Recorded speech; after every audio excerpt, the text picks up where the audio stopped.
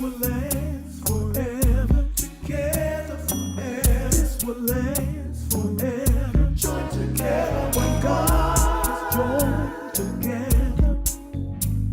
Nothing or no one can put asunder. This will last forever. Together forever. This will last forever. Joined together when God is joined together. Nothing or no one can put asunder. This will last forever. Together forever. This will last forever. Joined together when God is joined together. Nothing or no one can put asunder. So, hello everyone, and welcome to another episode of Marriage and Ministry. Listen, you know the show. It's about really encouraging those who are married to see marriage as ministry, but also giving a platform to couples to tell their story of how they are enduring, they're going along, and how God has been glorified. I know without a shadow of a doubt that my guest today, you will be encouraged by their story. Not because they're so great, but it is going to be evident how God's hand is moving on their life. Yes. So look, I know you're looking. Go ahead and share, like, comment, invite somebody else to be encouraged along with you. And in the comment section, help me welcome Dayvon and Danielle Allen. Yay! What camera? What camera we at? Where we at? Right here? So listen, so you're there. Hey, y'all. And so Danielle and I and Dayvon, we go way back. Yes. Like, how many? We were trying to calculate before they started the cameras. I would say 2009. 2009. Yeah. We didn't have a son then. Yeah. Y'all did not Wasn't have thinking Chris. about no kids. End of 2008, we actually. No children. End of 2008, because it was December-ish. Yep. And you And- had babies. I had babies. I had one. Babies. Yeah. Yep. Mm-hmm. And now I have 3. Yep. And y'all have Prince Quest. Yes. So a lot has just transpired. It has just been a wonderful journey. Yes. We haven't engaged in a long time, but it didn't seem like that. Like once we connected, we just picked up That's where we how left it off. is. Yep. And I really think I'm gonna jump on in. I really think that is how the Lord is using kingdom connections in this day and time. Sure. Just to really preserve us, Yes. but to also push us. And so, how long have y'all been married? Because y'all had just got married when? We got married in 2007. So Right. it's been over 16 years now. Yeah. Okay. Yeah. Yep. But And- I count my faithful years. So, Yeah. I mean, though we wasn't married, Right. we weren't married, but we were almost 20 years now. Yeah, meant like so that was 2000. before, before I knew Christ and to get married, but I was a committed man, and it's been over. Yep. Like we pretty much grew up together. Yes. Mid 20s. So Wow. And so y'all reside in Clayton, the Raleigh-Clayton area. Yeah. But y'all are not from here. No. Where y'all are from? I'm from the Bronx, New York, originally. and I'm from Pittsburgh, Pennsylvania. Okay. Lived everywhere though. Philly. I lived in Baltimore at one point. New York, but originally born and raised Pittsburgh, Okay. Pennsylvania. So when, where, and how did y'all meet? Like, how did the story begin? Go ahead. Yeah, you So started. we met online. This is an online love, computer love. Yeah, Yes. before it was a thing, before it was, before you made money, it was, I think, like Yahoo Chat and Black Planet. Black Planet. That was it. I don't know who remembers Black Planet, but that was like Black before. Planet. I don't want to date us. Yeah. Look, I ain't Don't be scared. trying to guess how old we are. Look, I But earned I remember these Black Planet. grays. Gray hair is the glory of the king. Come So- on. MySpace and all that stuff. So Yeah. But and now, and you, like you said, it's a popular thing. It's like the in thing now. But before it was the in thing, would you just jumped on her screen? Like, how did Nah, you but meet though? here's the crazy thing, Steph. Back in those times, it was like it was almost like a screening process because one, you had to make sure this person ain't crazy, but you had to speak with them regularly too. So you kind of, it was almost like an extension of speaking on the phone. Back then we used to like speak on the phone. It wasn't texting. You had to speak with somebody. You had to, if they can hold a conversation, and you know, after 2 or 3 months of, okay, on this person's cool, they can hold a conversation. I've learned so much about them. It was easy to transition versus now where you just swipe left, swipe right. So I'm actually happy about that process of online dating at that time because it was a screening process to get to know somebody, and like if they can't hold a conversation, I don't want to be with this person. So Yep. So he happened to be in New York doing music, and so I was already from New York. So that we met on the what did I say was Black Planet, and after talking for a while, we're just like, hey, let's meet up, and so we met up, and then it's been like history. Yeah, it was so natural. It felt like in those 3 months, 5 months that we were talking, it felt like we knew each other for 3 years. And I don't know if that was how you felt, but when you meet your person, it feels like y'all knew each other way longer. Right. Yeah. You know what I mean? Like, dang, where you? Like, I feel like I know you. I feel like we've been together for 5 years. It's only been 5 months, and that's what it's been like since. Since like, then. Yeah. And you talked about that connection was BC, like before you. That was before you Christ. Yes. But it was still the element of absolutely God ordained. Yes. You know, it was. Things you can't explain. Like you're talking about. You feel like we just knew each other. Yeah. I mean, it was for us being unsaved people. It was like, you know, doing the best. We was doing the best that we knew how to do at that level. So for us, it was like, I was always told, oh, you need to be in a monogamous relationship, whatever. So we were that. Like we was together, you know. And so when you know better, you do better. And so as we move forward, I'll just go into like how we got saved. We worked at the same company, and a guy that worked there that we both worked with, actually, he kept like ministering to us, like, y'all are gonna be this with, man, I could see was prophesying. He was speaking all kind of life. It was ridiculous, and I'm just like, oh my gosh, what is wrong with this guy? Why don't he go sit down? You know, but he was so like adamant about this, and he would go talk to Dayvon, and then he would come downstairs. Go upstairs and talk to me about it, and Yeah, he was fishing. He was a fisher of men, and we didn't know. We didn't know. So do y'all still, before you move on with the rest of the story? Yeah. Because do y'all still have a connection with him? Kinda. But does he see what he said? Yes, he did. He saw did. the fruit of his labor. Wow. I was reaching out to him, and I was just trying. I wanted to tell him so bad, like, what he did was it changed the whole trajectory of our life. Like, literally changed everything for us. You know, just being people that didn't know nothing about this, and to have somebody keep pouring into you like that, and then it just created like this hunger and a thirst for us to know what this is. So when we come and move down to North Carolina, that was like the first thing on the agenda was like, we need to find a church. We're gonna find somewhere to go. Right. Yeah. And when we did, you know, we ended up getting, you know, baptized together and saved, all of that together.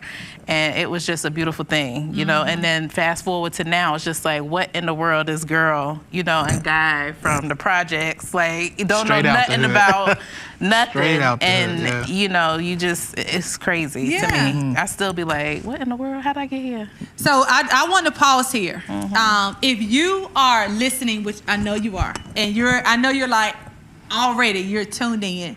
This is just evident of the importance of speaking what you see. Yes. The Lord, especially those of us who are mature in faith, you hear from God, you seek God of how you can be intentional on your daily route to demonstrate Him, to illustrate His working. If the Lord has pointed you to someone, keep speaking into their life. Keep pursuing them. Yeah. Because when you said, I wish he would go sit down. Yes. I'm glad he didn't go sit down. We are too. We are too. We are too. Yes. Yeah. Because listen, we've been on each other a long time. Yep. And we knew from day one that you were from up north. You know, How can you miss it? Coffee, salt, coffee. sauce. That's what it is. It's just what So it is. I can imagine the disposition, you know, Yes. and the whole dude, Yes. chill. Yes. But yes. he kept, you know what I'm saying? He did. I love that. I didn't know that part of y'all story. Yep, he Yeah. did.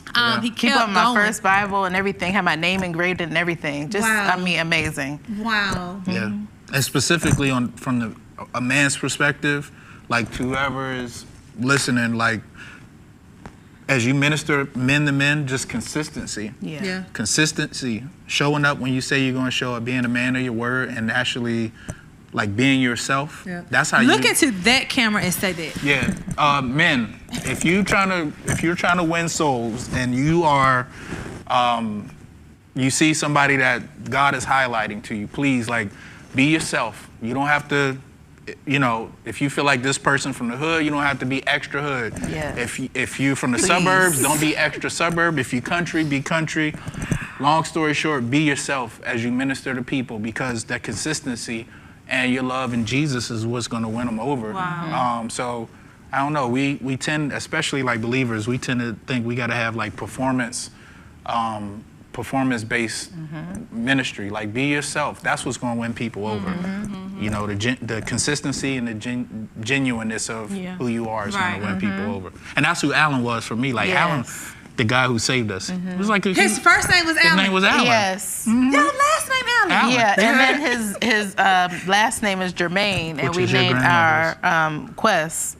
His middle name is Jermaine, Wow. and it's Alan Jermaine. Yes. You know, so it's So crazy. just We a honored nod him. to Yeah. yes, that is awesome. So you're in North Carolina. You've moved from. What brought y'all from New York to North Carolina?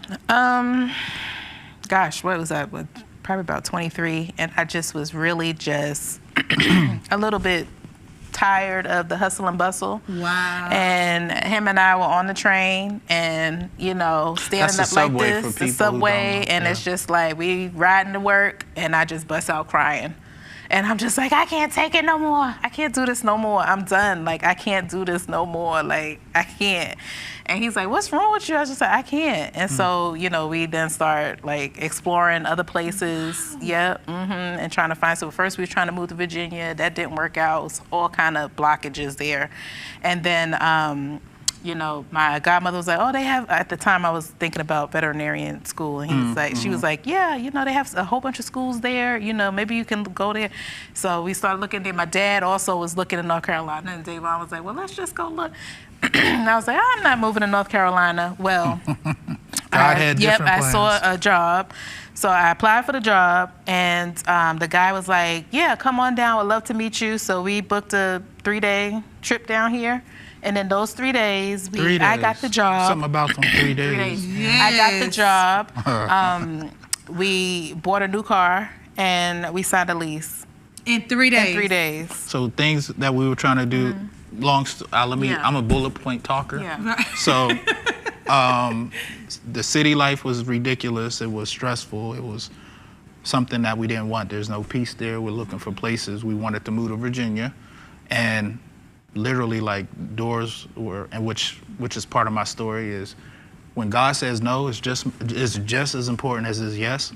I really believe that when God shuts something down, he has something better for you. So he literally shut it down. You can't go to Virginia. Virginia ain't it. It's not going to happen. And in 3 months, the same things we were trying to do in Virginia, in 3 days, it happens in North Carolina. Yeah. Wow. It was crazy. So did y'all go back to New York, or you just stayed? We went back to New York. We put in our resignation. And we were here the following week. And it was wild because that was really a pivotal moment for Dayvon and I, because we didn't really have anybody but us. Yeah. So it really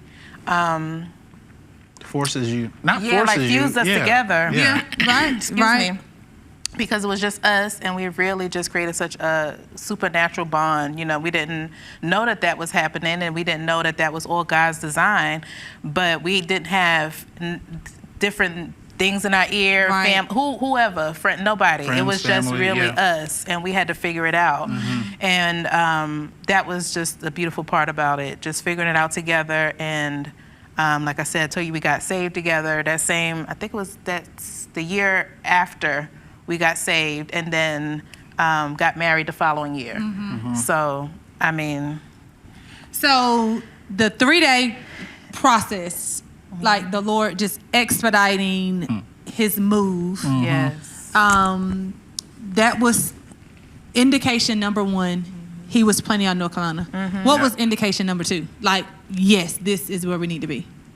Do y'all remember saying? Because New York and North Carolina, those are two different atmospheres. Absolutely. It is. I think I was just so done with the lifestyle, and I guess I felt like that was the ceiling. Like I was already at the cap of what I was going to do there. It was just time to go, and you know, coming down there and just seeing. Well, I think when we first landed, we were just like, oh my gosh, look at the trees, look at how green everything is, the landscape. And we went to Morrisville first. That's where we landed. And we were just like, oh my gosh, it's beautiful here. Like, this is it. Like, this is it. And so we were just so excited. We had our little wonderful first apartment on the golf course. And it was just so nice. And so, you know, it just was it. Yeah. We knew this was it. Yeah, that's what I was gonna say, is that you can sense in people and the atmosphere that this is where you need to be, right? You know, when you go somewhere, you start feeling your little spider senses. You're like, uh-oh, this ain't where I need to be. Right. It was the opposite for us in North Carolina. It was like, okay, literally felt like I can breathe. Like I can breathe. I have space. I have people say hello. You know, all the little things you take for granted. At that time in the South, that's what it felt like. So it was like, I think it's time to, it wasn't hard to acclimate. It was easy because that's what you wanted, right? Yeah, it was a little difficult for me though, like, because it happened so fast.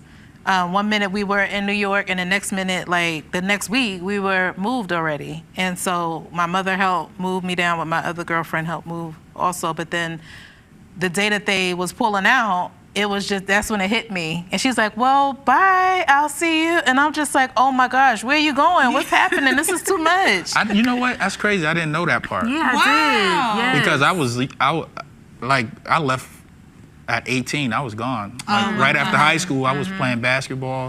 I was used to traveling. I was used to living on my own, where that was hard for you. Yeah. When they drove off, I was just like, wow, that's it. Like, they're hours and hours away, and it's just me and him, and that's it. Like, no more, oh, we'll just go to mom's on Sunday, we'll go. There's none of that.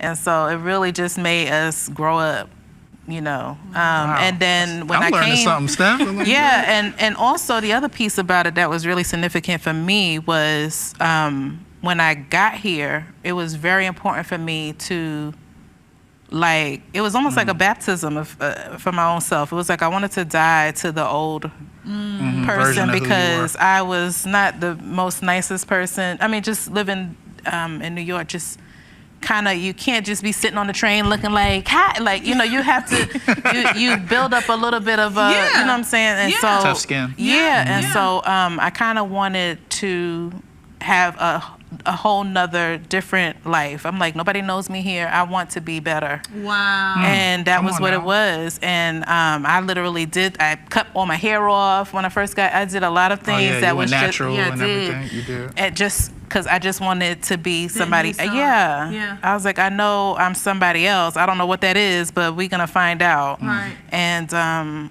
you know, just the transition of how what God did for me just personally is just amazing, because I would not. Yeah. And I want to, you know, I'm gleaning as I go. And I just want to encourage someone, don't be afraid to take the risk. Oh, absolutely. Like, I feel like there's someone watching that the Lord has presented them with something that seems risky. It seems risky, and you've been trying to muster up the courage to take that risk, but you have talked yourself out of it. I want to reignite that voice, that fire, that Courage. stirring in you. Absolutely. To say, take the risk. Yeah. I mean, you're gonna fall where the Lord will have you fall, and what you can experience in a matter of days is probably what you've been holding back for months. Yes. Like you've been holding back for months, but the Lord just wants to do this in days. Yeah, absolutely. Yep. So Don't get that's me what started. I learned We- from you all. Listen, we can have church right now. We can have, listen. I've been telling them That's the to, truth. and I We can meant have to say, church listen. right now. I'm gonna start bringing my phone up here and playing my own shout track because I've been telling Right. we need to cue a shout Man, track ma'am. because when you just really start, that's why I think we need to tell our stories more. Yeah, absolutely. That's all I got, even Steph. that's all I got. That's all I got. All That's I my got for story. you. That's all I got. And even Dayvon was like, "Wow, I didn't know that part." And so, understanding the courage that you really like, it was 23 years old, come from New York, Yeah. North Carolina. That's courageous. Yeah. But mama leaving, best friend leaving, Yep. clinging Yep. to this man I met on Black Planet, praying that he is who I've known him to Yep. be. And just to see what, just to see We're what's gonna gonna see happen. what's gonna happen. That's it. And this is what has This happened. is what happened. This is what happened. 16, 17 years later, the Lord has done marvelous. As the grandma would say, marvelous Yes. things. Marvelous things. Yes, honestly. So we're gonna fast forward, and Come on. I know the parts of your story are gonna come out some more because, like you said, that's all we have. Yes, that's it. That's all we have. all I got. And when our story brings him glory, that's how he illuminates. Yes. And just continue to add to the story. Yes. So you all are pastors. Dayvon, you do ministry full time. You do ministry full time, but you also work then some. full time.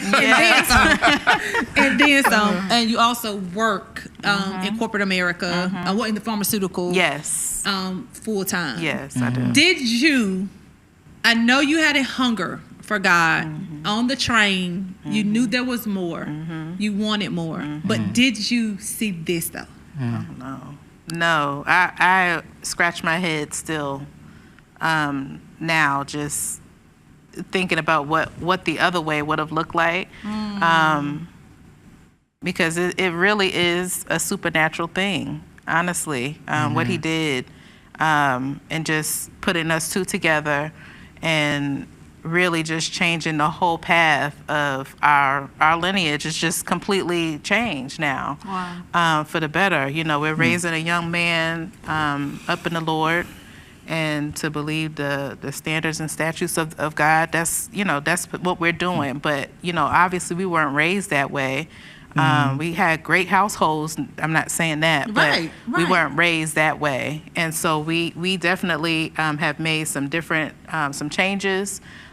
We sat down before Quest was even born and kind of talked about traditions and things that we probably used to do, and is this something that we should continue with who's coming next, our children? And we decided, no, not a lot of things that we're going to continue. Yeah, we did trick-or-treating. We did all that. We don't do that at our house. We don't do Tooth Fairy. We don't do Santa Claus. We don't do Easter Bunny. We're just not doing all of that. We celebrate the real reason. Yes. And so we just we had to kind of explain that to some of our family members and stuff, and they get it now. But at first it was like, what in the world is going on over there? Right. But what are they doing and What cult why? they in? What is going on? But they completely understand now, and I'm so happy for their support and understanding of how we do things at the Allen house. But it's just so beautiful what he's shown us, and how we have been implementing the things that he's shown us, and how things are so much better with him versus how we used to do things. Right. And for me, I mean, as you asked that question, I kind of get emotional because we wasn't supposed to be who we are. Wow. The statistics, I mean, we can go on and on about, not having a father figure in my life and raised, around crime and drugs and violence and you know, the odds are so stacked against you, right? And just something you almost know, and I'm sure there's people even watching now, like they're you know how you had a black sheep of your family? You got that one, right? You got that one that there's something different about them. Right. You know, they do well in school, or they just, you know, they the one that everybody gets to dance at the family cookout. It's just something about them. Right. And I always felt that. I always felt like, man, I'm different. And it was almost like early on I had a healthy accountability. Like, Dayvon, you got to be the different one. You got to be the first one to graduate. You got to be the first one to go to high school. But it was just so me. I love my family, but the standard was set so low, you know. Right. But God set some different kind of standards. Yeah. Right. And I think of Patti LaBelle, If Only You Knew. Like, I'm just like, God, it got to be more than this. It got to be more than the city. It got to be more than my block. It got to be more than getting a job where you wear a tie. Wow. That was like one of my Goals. low goals. It was like, if you get a job that you wear a tie, you doing good. Right. Right. And you know, here we go. If only you knew. And to answer your question, it's like, just when you thought, like, wow, I own a car. Wow, I got a girlfriend. Wow, I'm married. Wow, we went to Jamaica. Wow, and it's just like, wow, we found a church home. Wow, I'm getting to know the Lord. I know what this book of Matthew is about now. And before you know it, you're just going glory to glory. Yes. And you know, just to encourage people is like, when you see the little bit that God does, that should open up your faith. Like, that should be the assurance that, hey, he did it before. Yeah. He's doing it now. He will continue to do it. So as you said, like, take a chance because he's done it before. Why wouldn't he do it again? Yeah. So yeah, we never came to God out of like lack. But, Oh, wow. So you know what I'm saying? Like, some people get saved, or some people come out of like they got to hit the bottom. We weren't at the bottom. We were like, yo, we owe something or someone to keep us out of the misery and the darkness and the shame and the turmoil and the family generational curses that we see all around us. Why not us? Right. But then God asks us the question, why not us? It's the same question. It's the same question. Why not you? Yeah. So that's Somebody was praying, yes, child. See, I need my That's where we shot at. track again, honey. Somebody was praying. You child. that sounds like a T-shirt. Somebody was praying. Somebody. Yes, Somebody was And praying. you knew, and that is, and I think about Romans 8 and 32, how it reminds us that Jesus intercedes for us. And so not everybody has the testimony that I had a praying grandma. Yep, Not that's everybody has the testimony that I had a praying mama. Yep. Not everybody has the testimony that I grew up in church. Yeah. But when because in Ecclesiastes it reminds us there is something in us that points us to God. And when we yield to that and we accept him as our Lord and Savior, you have a Savior that's interceding on your behalf. Amen. Somebody Come on now. was praying for me, and somebody is praying for me. And when we think about that, like Devon said, it just really brings you, just makes you emotional because you have somebody praying for you and the Lord preserving you, but you also have somebody praying on you. Yes. He wants your story to be the other way. And it's like Jesus is like, E-R-E-Y. nope, Yes. he snatched you. Literally. Nope. Literally. He my son. He my daughter. Right? And then when you let the Father carry you. Yes. That's what I see with y'all. It's like you're letting the Father carry you. We're not trying to tell you what to do. We're not trying to tell it. We're allowing you to orchestrate our steps, and you land right where He wants you to be. Yep. That's why I said the story is all we have. That's all you have. That's what carries us. Steph, you kind of look. The story is all. I'll be running in this room. It's about to take me a lap. That is so good. Listen, y'all. Okay. Our time is up. Okay. But we are, listen, I know y'all on the edge of y'all seat. I know y'all are saying, Stephanie, you cannot end it right now. But I have to honor our time limit. But our next episode, Dayvon and Danielle, they're going to come back and we're going to hear more of the story.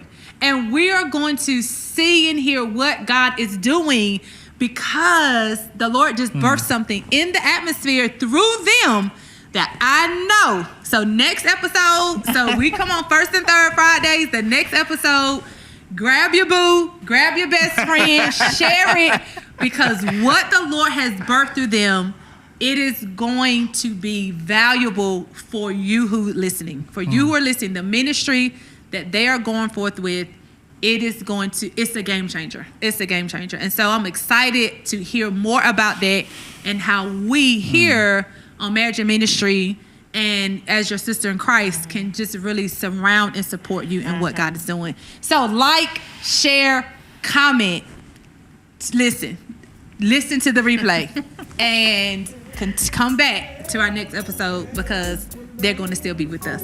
Thank you. Together. Now we want no